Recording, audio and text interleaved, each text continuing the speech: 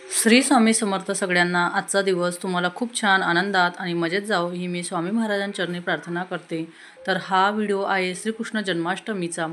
श्रीकृष्ण जन्माष्टमीला सगळेजण उपवास करत असतात आणि त्या दिवशीच म्हणजे त्या दिवसाच्या पहिल्या दिवशी रात्री 12 वाजेला श्रीकृष्णाचा जन्म झालेला असतो आणि त्या दिवशीच उपवास केलेला असतो। परंतु ह्या वर्षी बऱ्याच जणांच्या मनामध्ये असा संभ्रम होता की 15 ऑगस्टला उपवास करायचा की 16 ऑगस्टला उपवास करायचा। बऱ्याच जणांच्या मनांमध्ये हा प्रश्न होता आणि तोच प्रश्न माझ्या मनामध्ये सुद्धा होता। म्हणून मग मी श्रीकृष्ण जन्माष्टमीच्या दिवशी उपवास केला नाही, तर मी दुसऱ्या दिवशी जो गोपाळकाला असतो त्या दिवशी मी उपवास केला। आता ते उपवास करण्याचं कारण काय? तुम्ही म्हणणार की श्रीकृष्ण जन्माष्टमीला उपवास करायचा राहू दिला आणि गोपाळकाला उपवास केला, परंतु तसं नव्हतं। मी तिथीनुसार उपवास केला, कारण की ह्या वर्षी अष्टमी तिथीची सुरुवात ही 15 ऑगस्टला रात्री 11:49 चालू होणार होती, तर रात्री 16 ऑगस्टला 9:34 संपणार होती।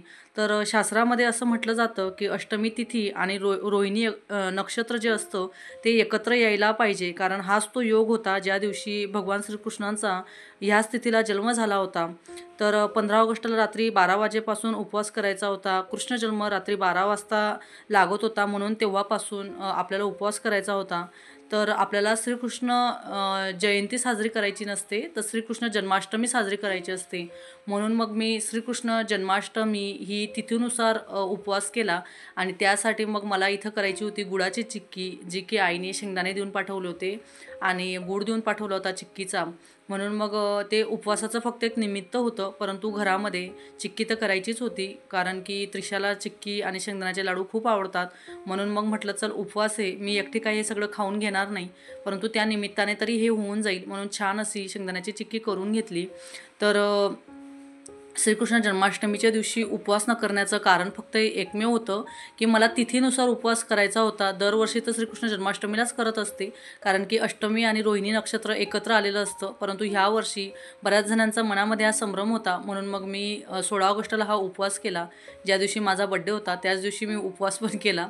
तर असं काहीसं ठरलं आणि माझी चिक्कीसुद्धा छान आली। त्रिशाला खूप जास्त आवडते, तर ती म्हटली मम्मा सगळी चिक्की नको करू, तर मला थोडेसे लाडू पण बनव। म्हणून मग मी जे गरम गरम सारण असतं ते हाताला खूप जास्त गरम लागत असतं, म्हणून मग मी थोडं थंड होऊ दिलं त्याला आणि त्यानंतर मग बाकी थोडे छोटे छोटे छान असे लाडू बांधून घेतले। सगळं घरातलं आवरलं गेलं होतं आणि संध्याकाळी होती म्हणजे रात्री होतं मंदिरामध्ये गोकुळाष्टमीचा कार्यक्रम आणि तिथं पण मला जायचं होतं, तर आम्ही सगळेजणी तिथं जाणार होतो। तर खूप छान असा गोकुळाष्टमीचा कार्यक्रम झालेला आहे।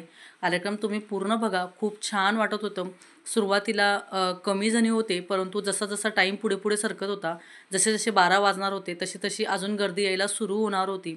बरेच जणी बाहेर कोणी इस्कॉन टेम्पलमध्ये जातं, कोणी कोणाच्या घरी काहीतरी सेलिब्रेट केलं असतं तिथे जात असतात, परंतु आम्ही बरेच जणी मंदिरामध्ये इथं येत असतो। दरवर्षी मी हा कार्यक्रम माझ्या घरी करत असते, परंतु ह्या वर्षी काही कारणास्तव घरी केला नाही, तर मग म्हटलं घरी करायला मिळालं नाही तर मग मी मंदिरात आली करायला।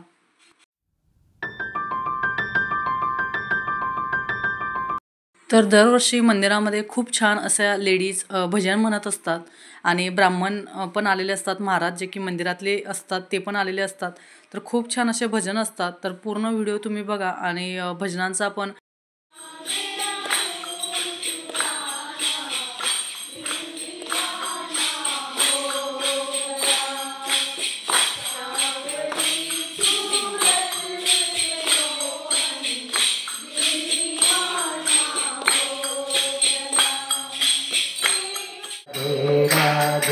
राधे सब वेदन को सारे जपे जा राधे राधे राधे अलबेली सरकार जपे जा राधे जपे जा राधे भजे जा राधे राधे जपे जा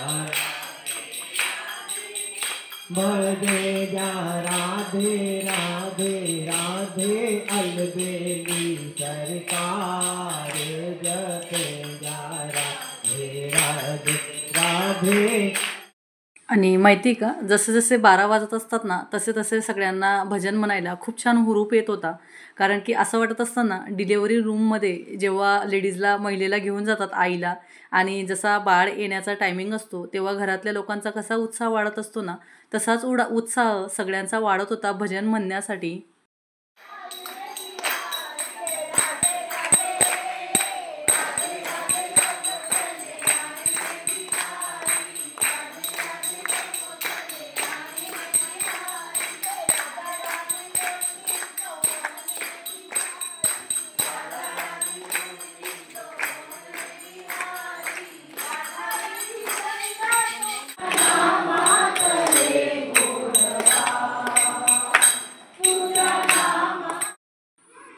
श्रीकृष्णाच्या लीला ह्या सगळ्यांना आपल्याला माहिती आहेत. ज्यावेळेस श्रीकृष्णाने 8वा अवतार घेतला होता, त्यावेळेस श्रीकृष्णाचा मामा म्हणजे कंस मामा याने सगळ्या जेवढे बाळ होते झालेले तेवढ्या सगळ्या म्हणजे सगळ्यांना मारण्याचा प्रयत्न केला, परंतु 8वा अवतार घेतलेल्या श्रीकृष्णाला त्याला काही मारता आलं नाही. ही कथा आपल्याला सगळ्यांनाच माहिती आहे. आणि आज सकाळी त्रिशा भरपूर असे प्रश्न विचारत होती, कसं काय झालं, का घडलं, श्रीकृष्ण म्हणजे काय, सगळं बऱ्यापैकी तिला माहिती आहे. परंतु जे डीप नॉलेज होतं त्यामध्ये तिला टी व्हीमध्ये आम्ही लावून दिलं, आणि टी व्हीमध्ये लावता जेवण करता म्हणजे फराळ करता मी पण ते आम्ही सोबत बघितलं. तर बघा, किती पण वेळेस आपण श्रीकृष्ण बघितलं ना तरी पण ते आपल्यासाठी अपूर्णच आहे. त्याच्यामधला एक प्रश्न हा उलगडत असतो. ज्यावेळेस श्रीकृष्णाचे वडील हे म्हणजे घेऊन जात होते नदीमधनं, वसुदेव देवकी नंदन असे म्हटले जातात त्यांना.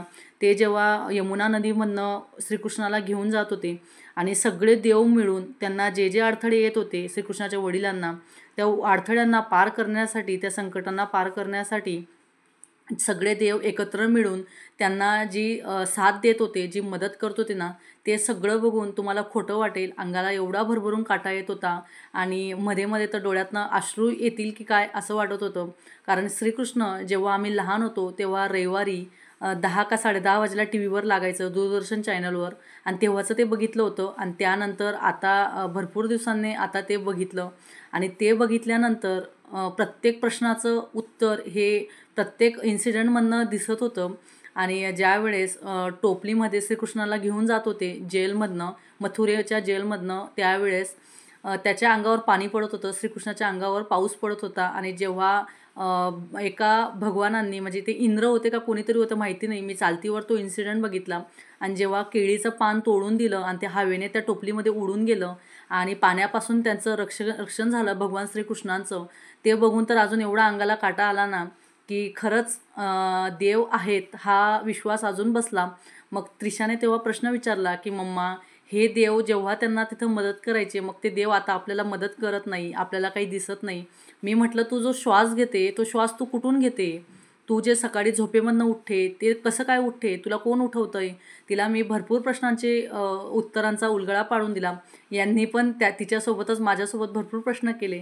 आम्ही दोघांनी भरपूर असं डिस्कशन केलं, आणि त्या डिस्कशनमधनं मी त्यांना एक इन्सिडेंट सांगितला की जेव्हा आपण काहीतरी चुकीचं कर्म करत असतो किंवा काहीतरी वाईट करत असतो त्यावेळेस काय जाणवतं मला, हे मी त्यांना सांगितलं, ते पुढे सांगते.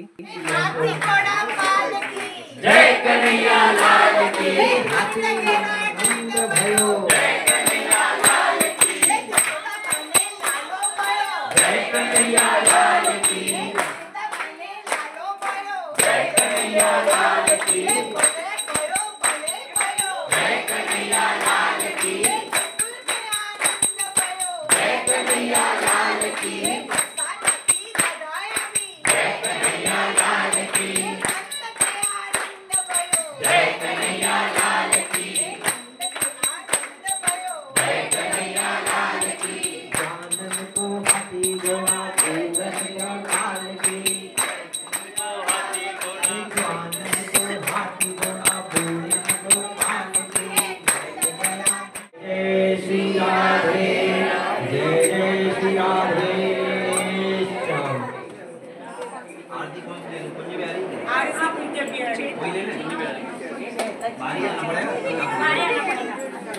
थोड़ा जगह दे दीजिए, पीस हो जाएगी.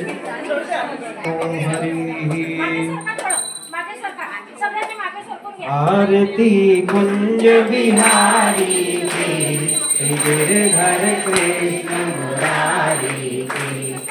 आरती कुंज बिहारी की, श्री गिरधर कृष्ण मुरारी की। आरती कुंज बिहारी की, गले में वैजंती माला, बजावे मुरली मधुर बाला। श्रवण में कुंडल झलकारा, नंद के आनंद माला। गगन सम अंग कांति काली, राधिका चमक रही यारी। लतन में ठाड़े वनमाली, भ्रमर से अलक कस्तूरी तिलक। चंद्र से झलक ललित छवि श्यामा प्यारी की, श्री गिरधर कृष्ण मुरारी की। आरती कुंज बिहारी की, कनकमय मोर मुकुट महिमानाः तदन्तरपूर्वे साध्याः सन्ति देवा। हरि ओं एकदन्ताय धीमहि वक्रतुण्डाय धीमहि तन्नो दन्ती प्रचोदयात्। हरि ओं नन्दनन्दनाय विद्महे यशोदानन्दनाय धीमहि तन्नो श्री बालकृष्ण प्रचोदयात्। सेवन्तकालकुलचम्पकपाटलाब्जै करवीररसाल पुष्पै विधव प्रभाल तुलसीदलमञ्जरीभिः। तां पूजयामि जगदीश्वर मे प्रसीद। नानासुगन्धपुष्पाणि कालोद्भवानि च, पुष्पाञ्जलिर्मया दत्तः गृह्णां परमेश्वरः। मंत्रोष्पाञ्जलिं समर्पयामि। नमः।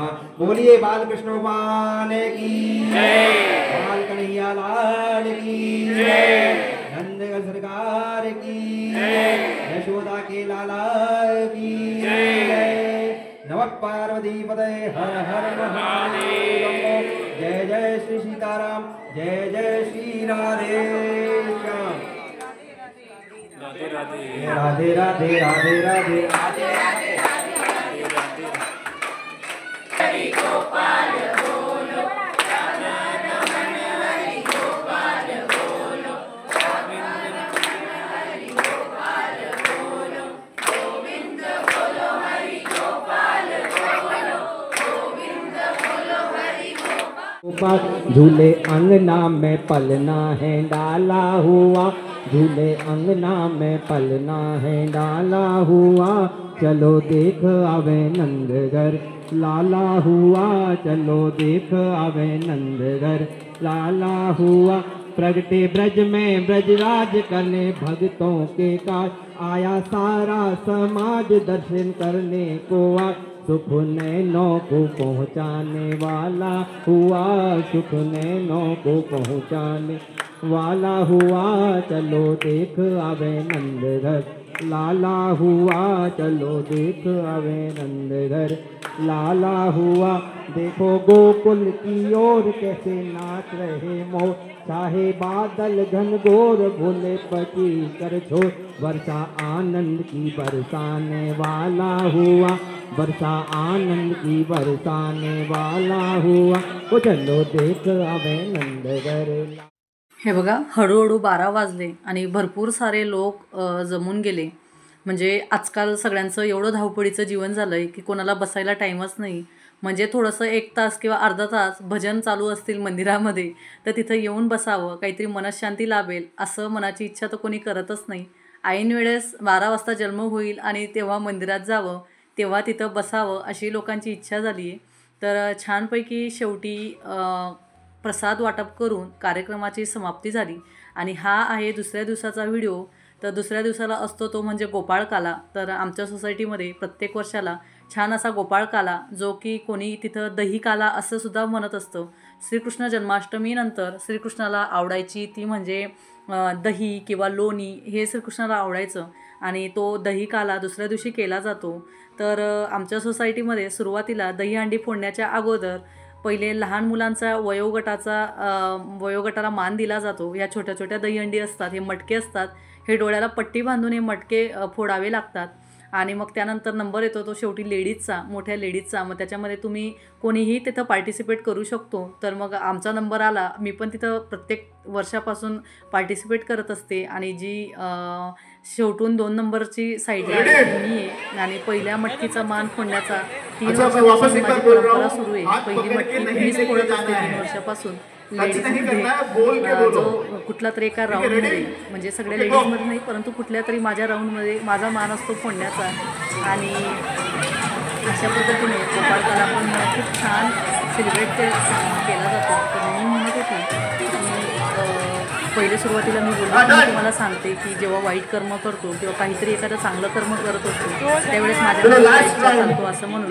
तर तुम्हाला हसू येईल परंतु माझ्या मनात मी हे इमॅजिन करत असते. मी कधीतरी देवपूजा करते, कधीतरी काहीतरी करतोय त्यावेळेस असं इमॅजिन करत असते की वरती स्वर्गामध्ये देव बसलेले आहेत आणि ज्या देवाची मी सेवा करते मग ते स्वामी महाराज असतील, शंकर भगवान असतील किंवा श्रीकृष्ण भगवान असतील, कुठलेही देवाची मी सेवा करते त्यावेळेस वरून स्वर्गामध्ये बसून सगळे भगवान गप्पा मारताय श्रीकृष्णाच्या शेजारी शेषनागावर बसून. हे खरंच हसण्यासारखं आहे परंतु माझ्या मनामध्ये ते इमॅजिन चालू असतं की श्रीकृष्णाच्या शेजारी माता लक्ष्मी बसलेली त्या दोघांचं डिस्कशन चालू बघा आता ती हे करते, तिच्या हातून ही चुकी झाली, तिच्या हातून ती चुकी झाली असं मी स्वतः माझ्या मनाला खात असते. स्वतः माझ्या मनामध्ये हे विचार चालू असतात. हे मी यांना सांगितलं की माझ्या डोक्यामध्ये हे असे विचार चालू असतात. मग त्याच्यावर आमची खूप मोठी कॉमेडी झाली की राखी तू वेडी आहे, असं आहे तसं आहे. मग मला त्रिशाने विचारलं की मम्मा आता हे सगळे देव कुठे आहेत? जे देव त्यावेळेस श्रीकृष्णाला छोटा बेबी होता श्रीकृष्ण तेव्हा तो त्यांच्याकडे बघायचा म्हणजे श्रीकृष्णाच्या जवळ हे सगळे देव बघायचे. इंद्र, ब्रह्मा जे कोणी होते ते सगळे, यमुना नदी ज्या सगळ्यांचं डिस्कशन चालायचं त्यावेळेस ते सगळे बघतायत. मग आज ते कुठे आहेत? त्यावेळेस मी तिला सांगितलं की देव आजही आहेत फक्त ते आपल्याला अदृश्य स्वरूपामध्ये दिसत नाही परंतु देव आहेत त्रिशा. हा मी एक तिच्या मनावर एक विश्वास बांधला. कारण की कसं असतं मुलांनासुद्धा कोणाचा तरी एक धाक पाहिजे. मी तिला हे सुद्धा सांगितलं की तू स्कूलमध्ये काही चुक्या करते, स्कूलमध्ये काही मिस्टेक करते तू त्रिशा, तर त्या चुक्या जरी मी बघत नसेल किंवा तू खोटं बोलते, लहान मुलं खोटं बोलतायत ते मी तिला इन जनरल सांगितलं, तिच्यावरून नाही बोलली. तर तुम्ही लहान मुलं जे खोटं बोलतात ना ते खोटं बोलणं हे जरी आईवडिलांना कळत नसेल परंतु ते देवाला कळतंय आणि देव त्या सगळ्या गोष्टी बघत असतो.